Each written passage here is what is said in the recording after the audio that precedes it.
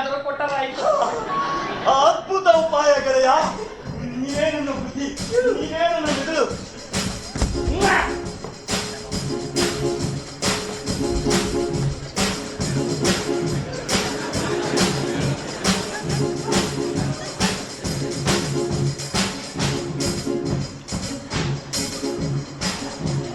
Sir ನಮಸ್ಕಾರ.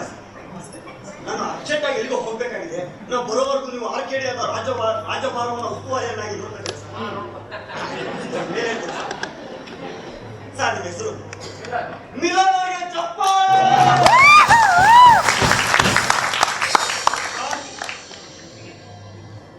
ರಾಜು ಮ್ಯೂಸಿಕಪ್ಪ.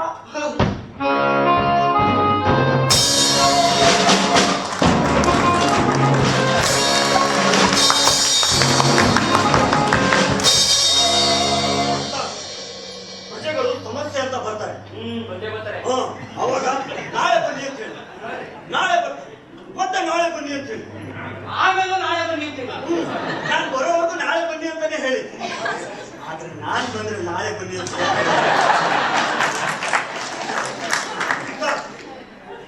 ಅಷ್ಟೇ ಅಲ್ಲ. ಗೆಳೆಯ, ಸಮಸ್ಯೆಗಳು ಬಗೆಹರಿದಿದ್ದಾಯ್ತು. ನಡೆ ಟೆಂಪಿಗೆ ಹೋಗೋಣ.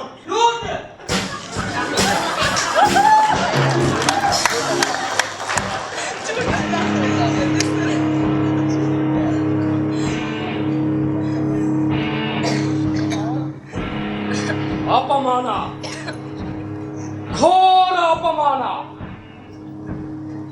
ರಾಜ್ಯದ ಒಳ ಹೊರಗಣ್ಣು ಗೊತ್ತಿರುವ ನನ್ನನ್ನ ಕಡೆಗಣಿಸಿ ಮತ್ತಾರಿಗೋ ರಾಜ್ಯದ ಉಸ್ತುವಾರಿ ಪಟ್ಟ. ಅಪಮಾನ. ಈ ಅಪಮಾನಕ್ಕೆ ತಕ್ಕ ನ್ಯಾಯ ದೊರಕಿಸಿಕೊಳ್ಳದೆ ಹೋದಲ್ಲಿ ನನ್ನ ಬದುಕಿಗೆ ಧಿಕ್ಕಾರವಿರಲಿ.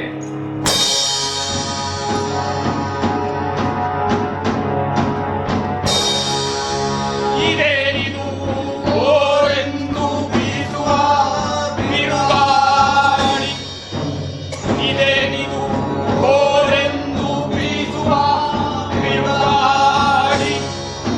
ಹೆಮ್ಮರಗಳ ಉಡವರಲು ಬಾರಿಸಿ ರೆಂಬೆ ಕೊಂಬೆಗಳನ್ನೆಲ್ಲ ಲಡಲಡನೆ ಮುರಿಯುತ್ತಿರುವ ಹೆಮ್ಮಾರಿ, ಲಡಲಡನೆ ಮುರಿಯುತ್ತಿರುವ ಹೆಮ್ಮಾರಿ. ಅಕಾಲದಲ್ಲಿ ಪ್ರಕೃತಿಯ ವಿಚಿತ್ರ ವೈಚಿತ್ರ್ಯ, ಅಕಾಲದಲ್ಲಿ ಪ್ರಕೃತಿಯ ವಿಚಿತ್ರ ವೈಚಿತ್ರ್ಯ.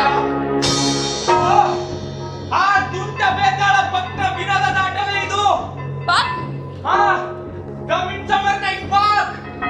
ಅವನು ಈ ನಾಟಕದಲ್ಲೂ ಇದ್ದಾನ? ಅವನು ಈ ನಾಟಕದಲ್ಲೂ ಇದ್ದಾನೆ.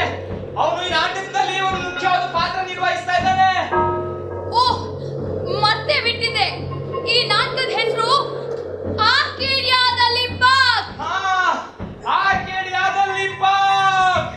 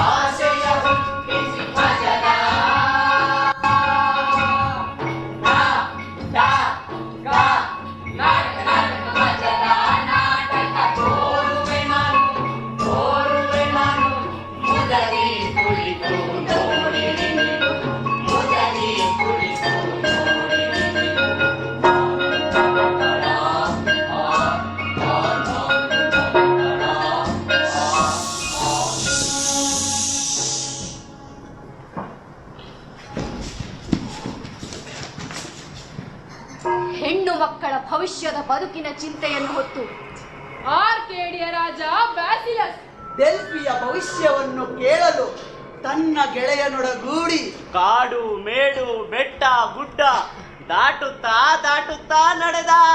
ಅದೊಂದು ದಿನ ಮುಸ್ಸಂಜೆ ಹೊತ್ತು ಕಳೆಯಲು ಇನ್ನಷ್ಟು ಹೊತ್ತಿದ್ದರು ಬಾನ ತುಂಬ ಕರಿಮೋಡ ಮುಸುಕ ತೊಡಗಿತು.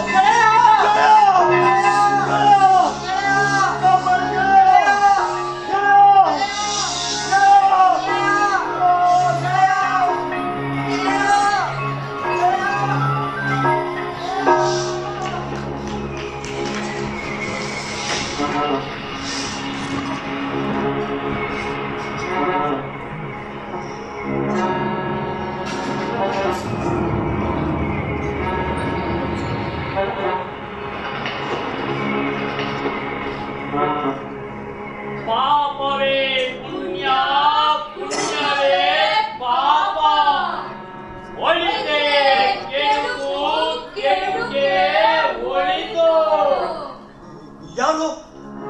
ಯಾರು ನೀವು? ನಾವು ದಕ್ಕಿಣಿಯರು, ಮ್ಯಾಕ್ಬೆತ್ ನಾಟಕದ ದಕ್ಕಿಣಿಯರು. ಎಲ್ಲಿ ನಾಟಕವಾಗುತ್ತೋ ಅಲ್ಲಿ ಹೋಗುವುದು ಬಿಟ್ಟು ಇಲ್ಲಕ್ಕೆ ಬಂದಿರಿ. ಇದು ನಮ್ಮ ಮನೆ, ನೀನೆ ಇಲ್ಲಿಗೆ ಬಂದಿರುವೆ. ನಿನಗೆಷ್ಟು ಧೈರ್ಯ ಇಲ್ಲಿ ಬರಲು? ಸಾಮಾನ್ಯವಾಗಿ ಮನುಷ್ಯರು ಬರದ ಜಾಗವಿದು. ಅದು ಅಮಾವಾಸ್ಯೆ ರಾತ್ರಿ. ಭವಿಷ್ಯ ಕೇಳಲು ಡೆಲ್ಫಿಗೆ ಹೊರಟವ ನೀನು. ಅದು ನಿಮಗೆ ಹೇಗೆ ಗೊತ್ತು? ನಾವು ಜಕ್ಕಿಣಿಯರು, ನಮಗೆಲ್ಲವೂ ಗೊತ್ತು. ಓ ದೊರೆ, ಬಾ, ಇಲ್ಲೇ ಇದ್ದೇವೆ. ಭವಿಷ್ಯ ಕೇಳಲು ಹೊರಟ ನಿನಗೆ ಭವಿಷ್ಯ ಹೇಳಲು ನಾವಿದ್ದೇವೆ. ಬಾ. ಕೆಡುಕು ನೀವು ಚಕ್ಕಿಣಿಯರು. ನೀವೇನು ನುಡಿಯಿರಿ ನನಗೆ ಒಳಿತನ್ನ? ಒಳಿತಿದ್ದರೆ ಒಳಿತು, ಕೆಡುಕಿದ್ದರೆ ಕೆಡುಕು. ಒಳಿತಿದ್ದರೆ ತಾನೇ ನುಡಿಯುವುದಕ್ಕೆ, ನಡೆಯುವುದೆಲ್ಲವೂ ಕೆಡುಕೆ. ಕೆಡುಕು? ನನಗೆಂತಹ ಕೆಡುಕು? ಯಾರು ಎಸಗುವನು? ನಿನಗೆ ನೀನೇ ಬೀಸುವ ಬಲೆಯಲ್ಲಿ ಸಿಲುಕಿ ನಲುಗುವ ಕೆಡುಕು. ಒಗಟಿನಂತೆ ಒದರಬೇಡ, ಅದೇ ನಿನ್ನ ಪೊಗಲು. ನುಡಿವೆ ಕೇಳು ಮೊದಲ ಭವಿಷ್ಯ. ನಿನ್ನ ಮಗಳು ಪಮೇಲ ಕಾಣೆಯಾಗುತ್ತಾಳೆ. ನುಡಿವೆ ಕೇಳು ಎರಡನೆಯ ಭವಿಷ್ಯ. ನಿನ್ನ ಮಗಳು ಫಿಲೋಕ್ಲಿಯಾ ನೀನಲ್ಲದ ವರನನ್ನು ವರಿಸುತ್ತಾಳೆ. ಮೂರನೆಯ ಭವಿಷ್ಯ. ನಿನ್ನ ಮಡದಿ ಗೈಲೀಶಿಯ ವ್ಯಭಿಚಾರಕ್ಕೆ ಹಾತೊರೆಯುತ್ತಾಳೆ. ನಿಮ್ಮ ಮಾತು ನಿಜವೇ? ಹೋಗು, ಮ್ಯಾಕ್ಬೆತ್ತನ್ನು ಕೇಳು. ಇದಕ್ಕೆ ಪರಿಹಾರವೇನು? ಪರಿಹಾರ? ಇನ್ನು 27 ದಿನಗಳ ನಂತರ ಗ್ರಹಣದ ದಿನ, ಕಡು ಕೆಡುಕಿನ ದಿನ. ಅಲ್ಲಿಯವರೆಗೆ ನಿನಗೆ ಕೆಡುಕು ತಪ್ಪಿದ್ದಲ್ಲ. ಅದು ಮುಗಿದ ನಂತರ ಮಾತ್ರ ನಿನಗೆ ಒಳಿತು. ಪಾಪವೇ ಪುಣ್ಯ, ಪುಣ್ಯವೇ ಪಾಪ. ಒಳಿತೆ ಕೆಡುಕು, ಕೆಡುಕೆ ಗ್ರಹಣ ಗೆಳೆಯ ಗ್ರಹಣ ಗೆಳೆಯ ಗ್ರಹಣ ಗ್ರಹಣ.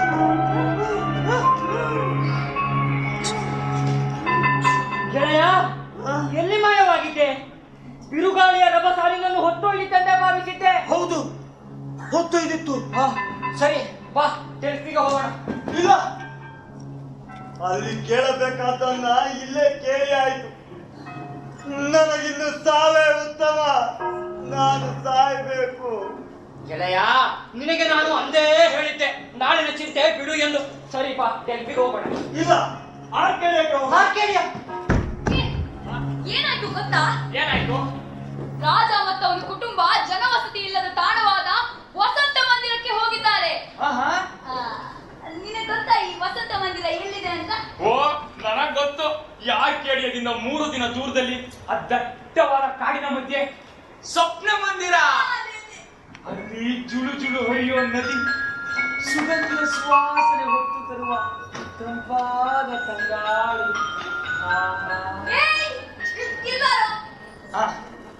ಟೆಮಿಟಸ್ ಒಬ್ಬನನ್ನ ಬಿಟ್ರೆ ಆ ಮಂದಿರ ಯಾರಿಗೂ ಗೊತ್ತಿಲ್ಲ. ನಮಗ್ ಗೊತ್ತಿದೆಯಲ್ಲ. ನಮಗ್ ಗೊತ್ತಿದೆಯಲ್ಲ. ಆ ಕಥೆ ಒಳಗಡೆ ನಾವು ಹೋಗೋಕ್ಕಾಗುತ್ತೆ. ಆದ್ರಿಂದ 5 ಜನ ಇರೋದ್ರಿಂದ ಜಕ್ಕಿಣಿಯರ ಭವಿಷ್ಯ ನಿಜವಾಗೋದಿಲ್ಲ. 5 ಜನ?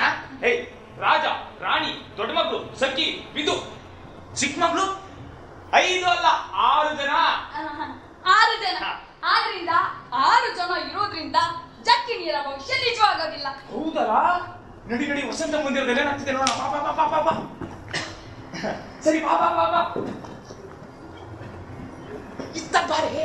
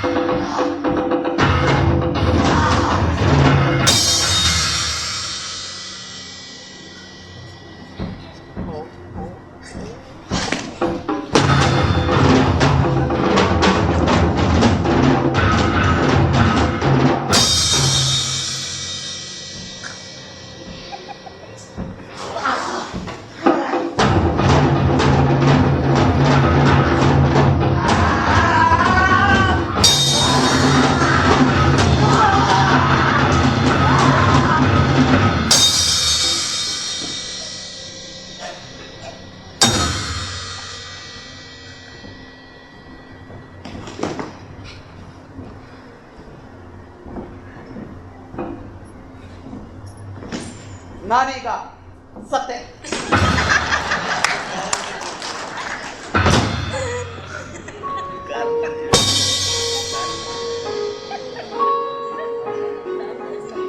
ಸರಿಗಳಿಗೆಯಲ್ಲಿ ನೀನಿಲ್ಲಿ ಕೈ ತರುತ್ತಿದ್ದರೆ ನಾನು ಆ ಸಿಂಹದ ಪಾಲಾಗುತ್ತಿದ್ದೆ.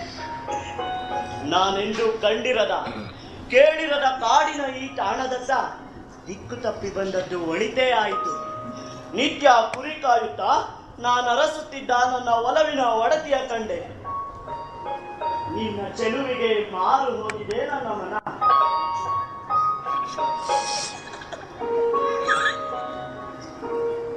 ಕಾಡು ಕನಕ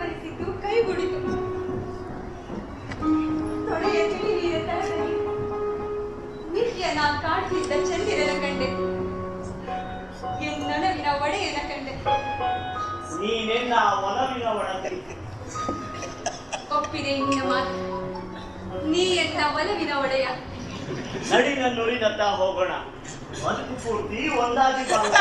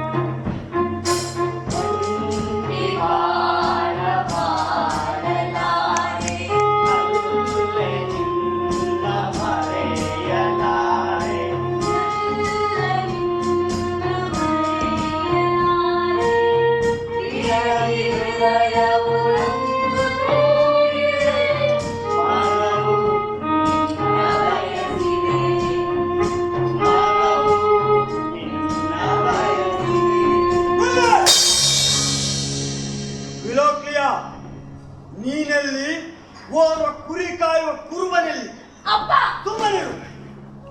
ಆರ್ಕೇಡಿಯಾದ ರಾಜಕುಮಾರಿ ಎಂಬ ಘನತೆಯನ್ನು ಮರೆತು ಕುಲಾಚಾರ ಕುಲಗೌರವವನ್ನು ಕಡೆಗಣಿಸಿ ಓರ್ವ ಕುರಿ ಕಾಯುವವನ ಕೈ ಹಿಡಿದೆಯ ಅಂತಸ್ತಿನ ಅರಿವಿರಲಿ ಮರುಳೆ. ದೊರೆ ನನ್ನದೊಂದು ಮಾತೆ ಕುರುಬ.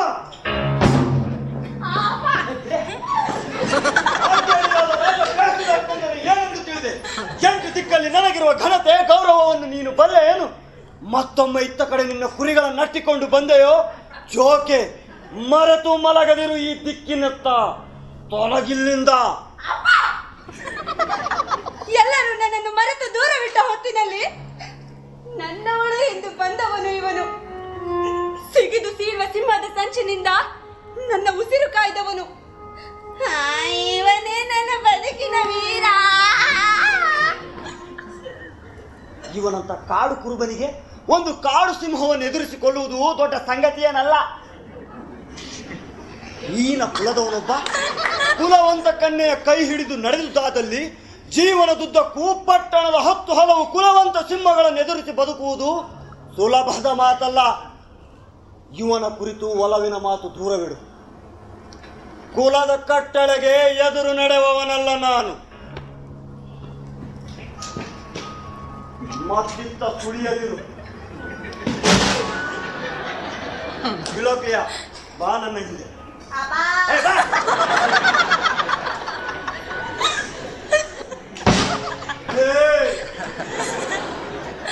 ಇನ್ನೊಮ್ಮೆ ಕಂಡರೆ ತೆಗೆದು ಶೂಲಕ್ಕೆ ಏರಿಸುವೆ.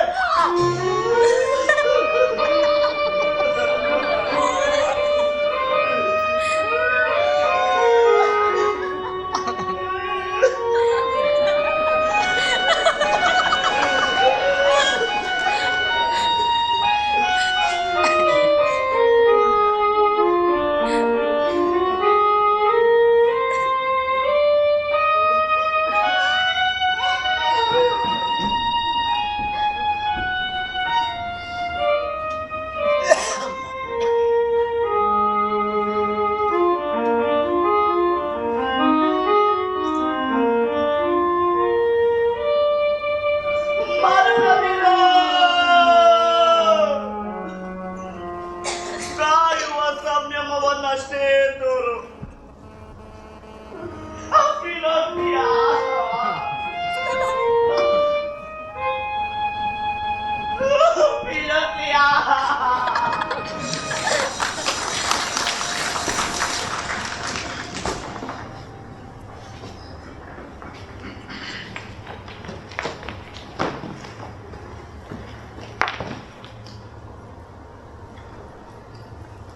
ಮಗಳು ಫಿಲೋಕ್ಲಿಯಾ ಮನ ಬಂದಂತೆ ತೊರೆಯ ಬಳಿ ಹೋಗುವುದನ್ನು ದೊರೆ ತಡೆದ. ಡೆಮಿಟಸ್ನ ಮನೆಯಲ್ಲಿ ಮುಂದೇನಾಗುವುದೋ ನೋಡೋಣ.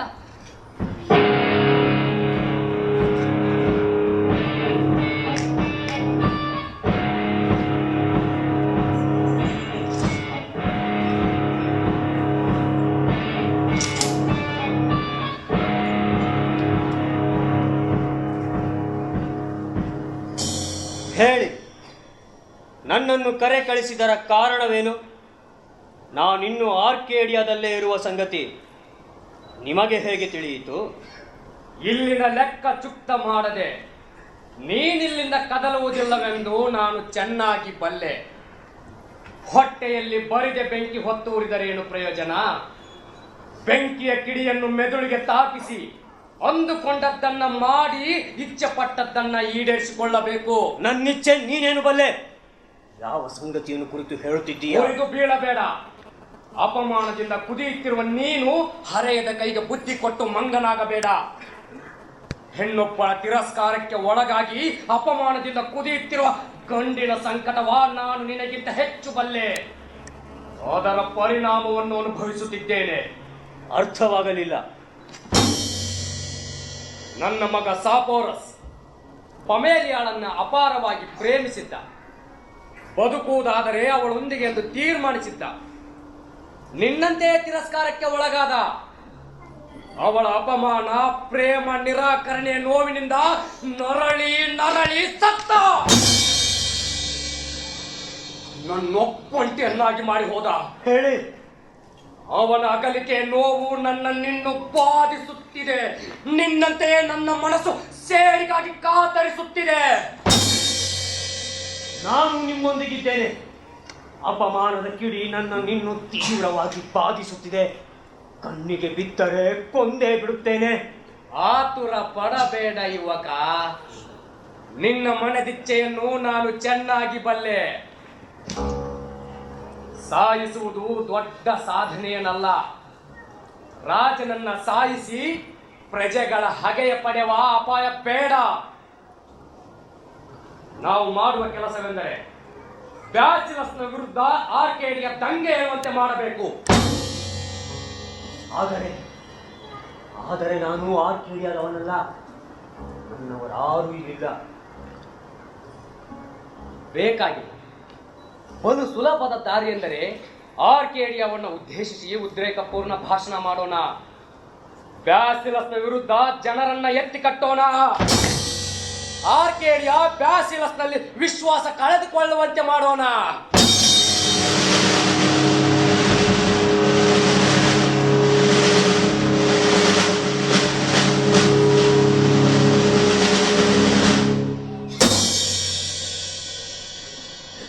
ಆರ್ಕೇಡಿಯನ್ನರೇ, ದೇಶ ಬಾಂಧವರೇ, ನನ್ನ ಮಿತ್ರರೇ, ನೀವೆಲ್ಲರೂ ನನ್ನನ್ನು ಬಲ್ಲವರೇ.